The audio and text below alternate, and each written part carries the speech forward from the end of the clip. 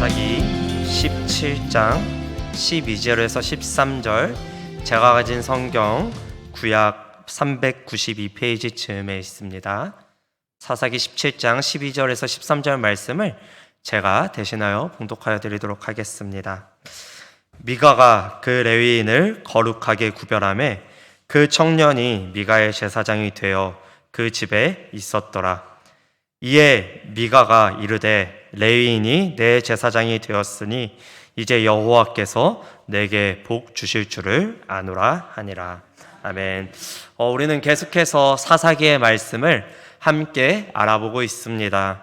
사사기의 말씀은 늘 그렇듯 굉장히 혼란스러운 말씀입니다. 오늘 본문도 굉장히 만만치 않은데요. 간단하게 오늘 본문의 내용을 살펴드리도록 하겠습니다. 부디 경고의 말씀을 드리자면 집중 딱 하시고 들어보시기를 바랍니다. 에브라임 산지에 미가라는 한 사람이 있었습니다. 2절에 보면은 미가가 자신의 어머니에게 이렇게 말을 하고 있는데요. 어머니께서 은 1,100을 잃어버리셨으므로 저주하시고 내 귀에도 말씀하셨더니 보소서 그 은이 내게 있나이다. 내가 그것을 가졌나이다 라고 말을 합니다. 이게 어떤 상황이냐면요, 아들이 엄마의 돈을 훔쳐갔습니다. 그런데 엄마는 아들이 훔쳐간지도 모르고 내 돈 훔쳐간 놈 저주받아 죽어버려라, 이런 식으로 저주를 하고 있는 것이죠. 그거를 아들인 미가가 옆에서 듣고 무서워서 훔친 돈을 어머니에게 돌려줍니다. 그랬더니 이 미가의 어머니가 굉장히 생뚱맞은 그러한 행동을 하는데요, 갑자기 자신의 아들 미가를 축복하기 시작합니다. 내 아들 미가가 여호와께 복받기를 원하노라 라고 축복을 하기 시작해요. 사실 이 은 1,100이면은 엄청나게 큰 금액입니다. 오늘날로 따지면은 약 10억이 넘는 큰 돈을, 감사합니다. 10억이 넘는 큰 돈을 훔쳐간 거예요. 미가가 어머니 지갑에서 10,000원, 20,000원 훔쳐간 것도 아니라 집 문서 자체를 훔쳐갔다고 생각해도 될 정도로 엄청나게 큰 돈을 훔쳐간 것인데, 미가의 어머니가 정상적인 부모라면은 아이가 죄를 저질렀기 때문에 혼내야 정상일 것입니다. 그런데 미가의 어머니는 아주 비정상적인 행동을 합니다. 갑자기 하나님께 감사를 하며 아들을 축복하고 있는 거죠. 그리고 3절에 보면은 미가의 어머니는 아주 이해할 수 없는 행동을 하는데요. 3절 말씀 우리 함께 읽어보도록 하겠습니다. 3절 말씀 함께 읽겠습니다. 시작. 미가가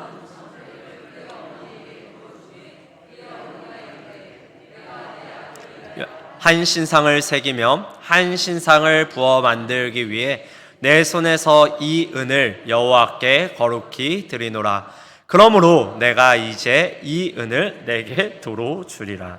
아멘. 미가의 어머니는 미가가 훔쳐갔던 은을 가지고 신상을 만듭니다. 그리고 미가의 집에다가 그 신상을 두죠. 그러면서 이 은을 여호와께 거룩하게 드립니다 라고 말을 합니다. 일단은 이 내용에 대해서 조금 이따 말씀을 드리도록 하고요. 미가의 행동을 한번 살펴보도록 하겠습니다. 미가의 행동도 굉장히 혼란스러운 행동을 합니다.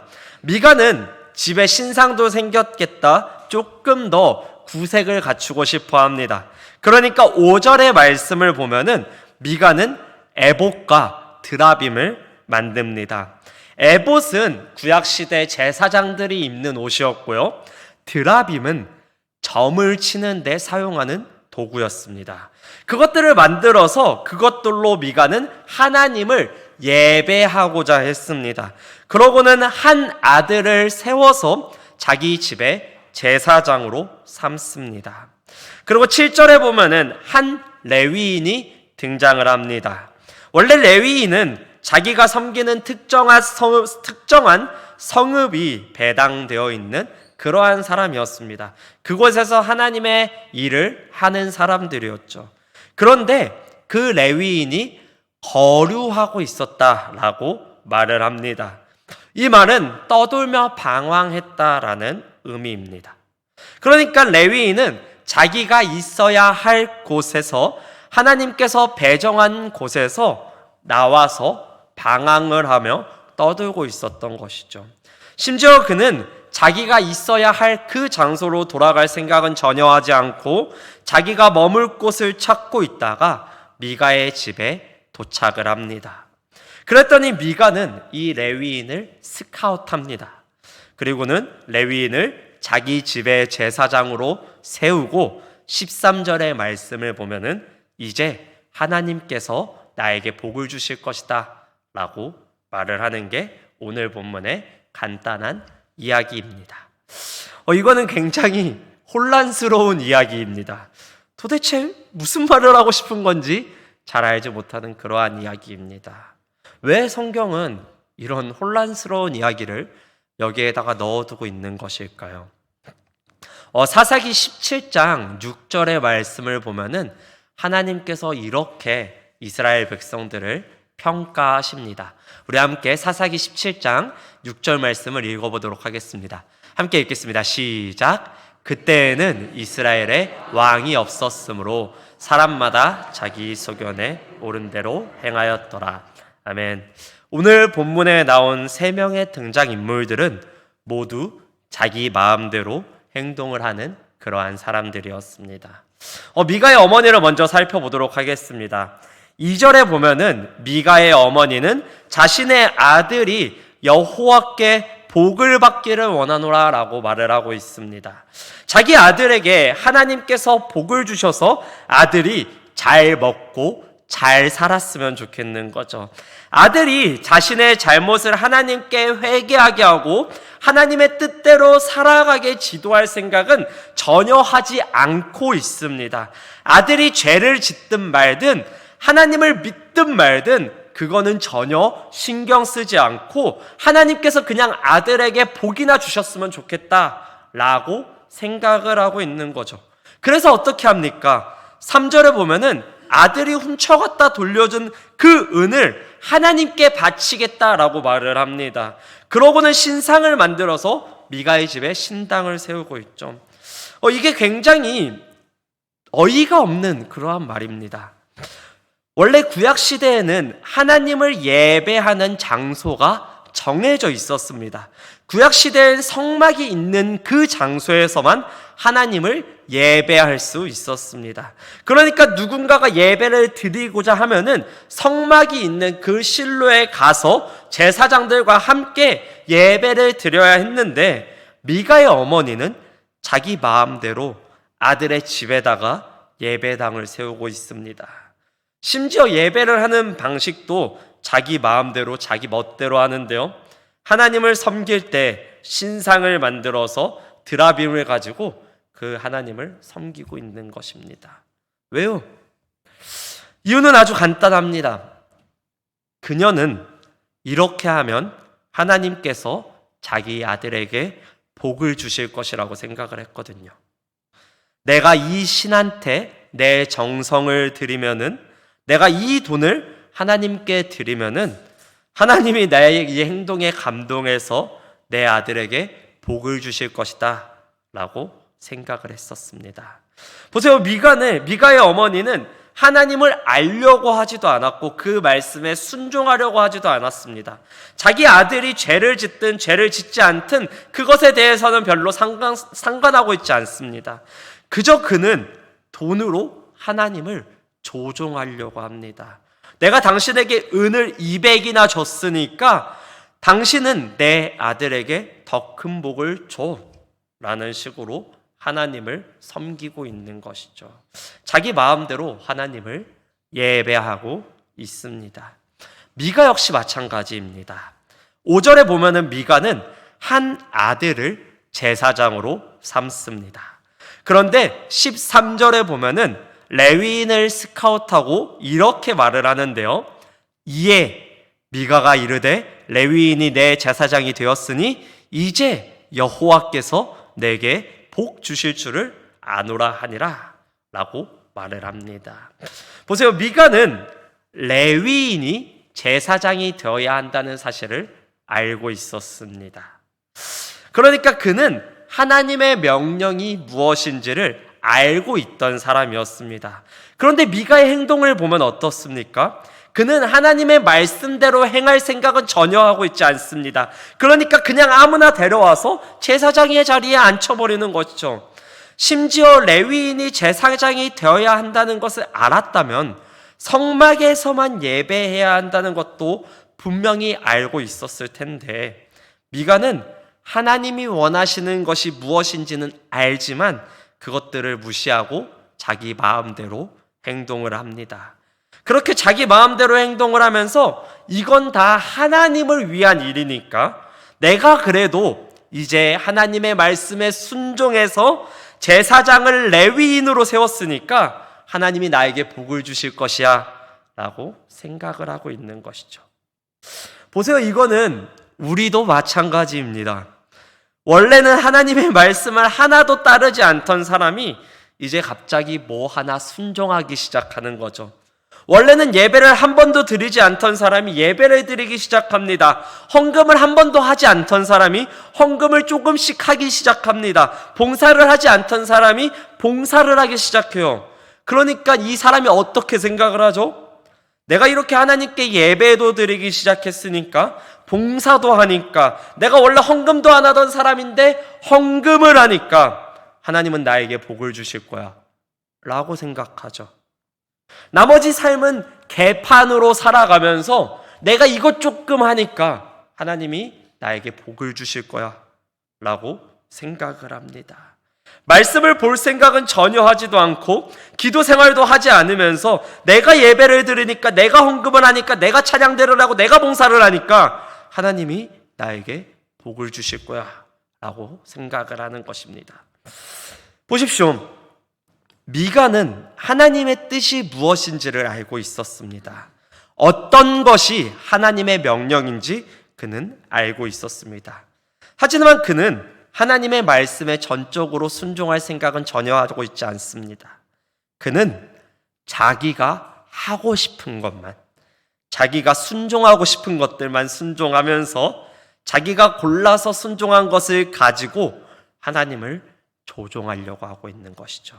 내가 이걸 했으니까 하나님은 나에게 복을 줘야 해 라고 생각을 하고 있습니다. 자, 그러면은 마지막으로 레위인을 한번 알아보도록 하죠. 사실 오늘 본문에서 레위인이 가장 나쁜 놈입니다. 9절에 보면은 미가가 레위인에게 너는 어디서 왔냐? 라고 물어봅니다. 그랬더니 레위인은 나는 유다 베들레헴의 레위인입니다 라고 대답을 하는데요. 이게 한글 성경을 보면은 조금 온전하게, 약간 약하게 번역되어 있습니다. 약간 겸손하게 나는 베들레헴 사람이고 레위인이에요 라고 말을 하는 것 같아 보이는데, 이게 원어를 보면 어떻게 말을 하냐면요, 나는 레위인이에요, 유다 베들레헴에서 왔죠 라고 말을 하고 있는 것입니다. 이게 어떤 의미냐면요, 레위인은 자기가 어떤 사람인지 너무나도 잘 알고 있었던 사람입니다. 자기는 하나님께서 구별하신 레위인이라는 것을 정체성으로 삼고 살아가던 사람이었죠. 그리고 자기가 레위인이라는 것을 굉장히 자랑스럽게 여기면서 살아갔던 사람이었습니다. 그런데 그의 행동을 보면 아주 가관인 것이죠. 레위인이라고 레위인이라면은 하나님의 말씀을 잘 받들면서 하나님의 뜻대로 백성들이 살아갈 수 있도록 백성들을 바른 길로 인도해야 하는 사람인데, 그의 모습을 보면 하나님의 말씀을 모두 어기고 있습니다. 그는 하나님께 제사를 드릴 때 반드시 성막에서 드려야 하는 것을 아는 사람이었습니다. 개인이 신당을 만들어서 신상을 섬기는 것은 하나님의 말씀에 불순종하는 것이라는 사실을 그는 누구보다 잘 알고 있었어요. 그런데 그는 스스로 레위인이라고 말을 하지만 자신의 정체성은 하나님을 잘 믿고 따르는 사람이라고 말을 하지만 하나님의 말씀에 전적으로 불순종하면서도 자신의 행동에 대해서 전혀 죄책감을 갖고 있지 않습니다. 오히려 그것에 만족하는 삶을 살아가고 있죠. 이거는 마치 하나님의 말씀을 매주 예배 때마다 들어서 잘 알지만 어디 가서 나는 그리스도인이에요 말을 하지만 그 삶을 살펴보면 하나님의 말씀대로 살려고 노력도 하지 않고 자기 마음대로 살면서 죄책감도 하나 없이 살아가는 것과 똑같은 것입니다.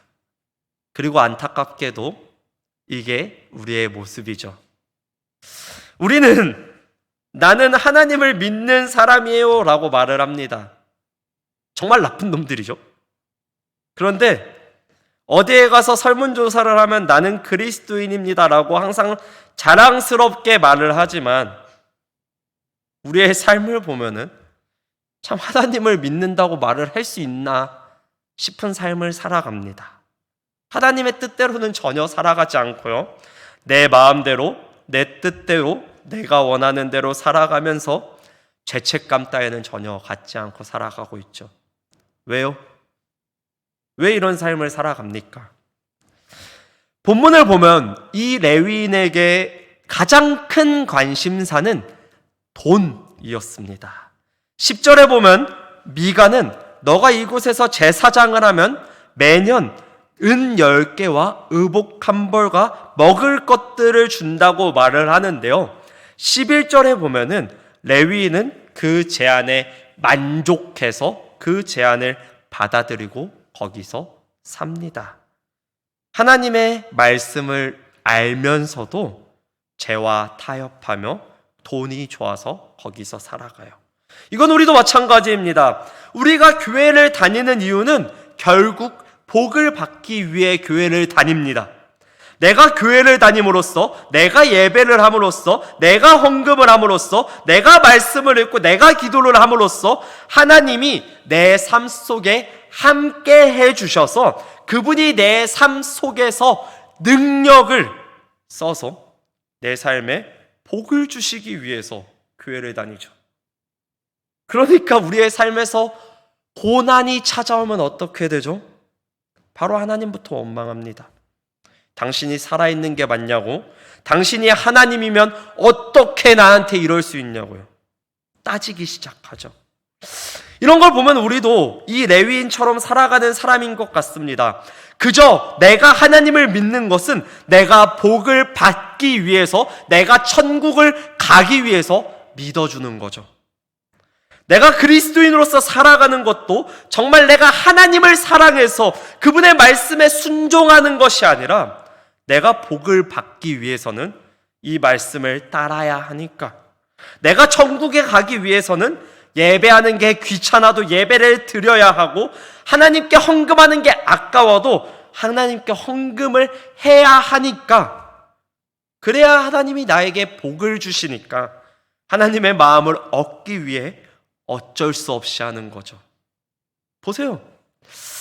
오늘 본문에 나온 모든 사람들은 다 하나님이 어떤 분이신지에 대해서는, 그분이 무엇을 말씀하시는지에 대해서는 전혀 관심을 갖고 있지 않습니다. 그들이 생각하는 하나님은 그냥 내가 어떤 헌신을 하면, 돈을 주면 내 마음대로 움직여주는, 나에게 복을 주는 그런 하나님에 불과하죠. 그들은 성경이 말하고 있는 하나님을 믿고 따르는 것이 아니라 자신이 생각하는, 자신이 만들어낸 하나님을 믿고 따릅니다. 그들은 단지 하나님의 능력만 필요했던 사람들입니다. 하나님이 어떤 분이신지, 그분이 나에게 무엇을 명령하시는지는, 그분이 나를 얼마나 사랑한지는 알고자 하지도 않고 그 하나님과 교제할 생각은 전혀 없으면서 그저 그 하나님의 능력만 필요했던 것이죠. 그들이 생각하는 하나님은 도구에 불과한 분이었습니다. 내가 고통스러울 때 이 도구를 사용하면 내 고통이 없어져야 하는 것이고, 내가 아플 때 이 도구에게 빌면 이 도구는 나에게 병고침을 주어야 하는 그런 하나님이요. 만약 이 도구가 나에게 이러한 복을 허락하지 않잖아요. 그럼 어떻게 하냐면은 내 헌신이 부족했다고 생각을 합니다. 내 도구가 싼 도구라고 생각을 하죠. 그래서 갑자기 헌금을 하기 시작합니다. 예배에 안 보이던 사람이 갑자기 예배에 나타나기 시작합니다. 기도하지도 않고 자기 마음대로 살던 사람이 갑자기 기도를 해요. 왜요? 그렇게 내가 이 신한테 헌신을 하면, 이 신을 내가 봉양하면 이 신이 나에게 복을 줄 거라고 생각하니까요. 그러다가 어찌저찌 내 문제가 해결되면 어떻게 하죠? 이제 이 신은 나에게 간섭해서는 안 됩니다. 어떤 명령도 하면 안 되죠. 나는 내 마음대로 살아가야 하니까요. 그게 내가 만들어낸 신이니까요. 사랑하는 성도 여러분, 여러분들이 믿는 하나님은 이런 하나님 아닙니까? 내가 믿어주니까 내 삶에 간섭해서는 안 되는 하나님, 내가 이 정도 해주고 있으니까 나에게 더 크게 보답해야 하는 그런 하나님 아닙니까? 참 설교를 준비하면서 참 양심도 없다라는 생각을 했습니다. 미가의 어머니가 미가에게 은천백을 돌려받고서 고작 200만 하나님께 드립니다. 이것처럼 우리는요, 차라리 하나님께 좀 많이 드리던가요. 하나님을 위해서 하는 거 쥐뿔 만큼도 안 하면서 바라는 건 겁나 바랍니다. 그런 하나님을 믿고 있는 거 아니에요? 사랑하는 성도 여러분, 여러분들이 이런 하나님을 섬길 때 정말 여러분들의 삶이 행복할 수 있을까요? 물론 이런 하나님을 섬긴다면 우리의 삶은 편해질 수는 있습니다. 내 마음대로 살 수 있으니까요. 예배하기 싫으면 예배 안 오면 되고요. 말씀 읽기 싫으면 말씀 안 봐도 되고, 기도 따위는 그냥 내가 필요할 때 하면 되니까요. 그런데 우리가 이런 하나님을 믿고 따른다면은 그 하나님은 우리를 두렵게 하는 하나님이 되어버립니다. 왜요? 내가 이 신한테 잘해주지 않으면은 이 신은 나에게 벌을 내리시니까요. 내가 이 신을 만족시키지 않는다면 이 신은 내게 복을 주시지 않는 하나님이니까요. 물론 이런 가짜 신을 섬긴다면 우리의 삶은 편해질 수 있습니다. 내 마음대로 하고 싶은 것들 다 하면서 살아갈 수 있겠죠. 그런데 우리는 하루하루 늘 불안 속에서 살아가게 될 것입니다. 그렇다면 우리는 어떤 하나님을 믿고 따라야 합니까?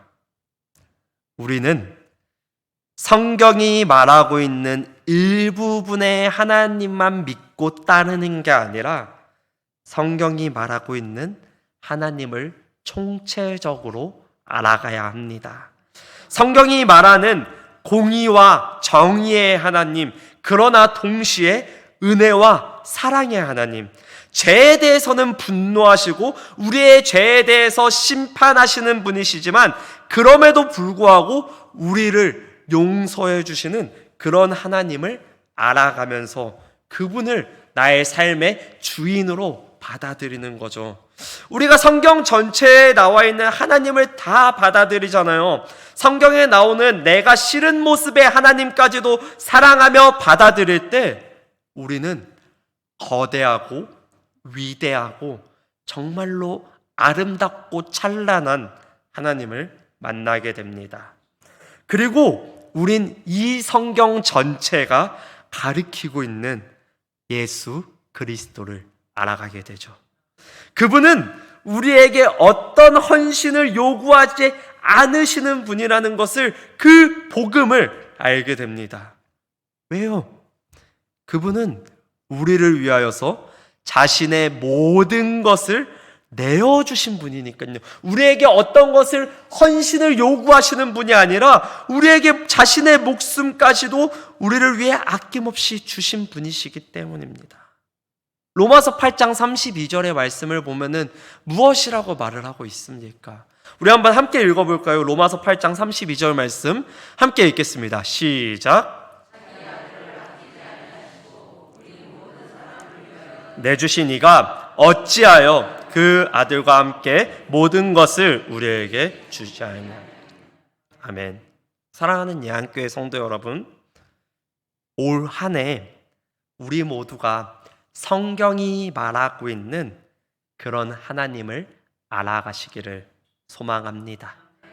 그분은 여러분들에게 자신을 위해 헌신하라고, 자신을 봉양하라고 말씀하시는 분이 아니십니다.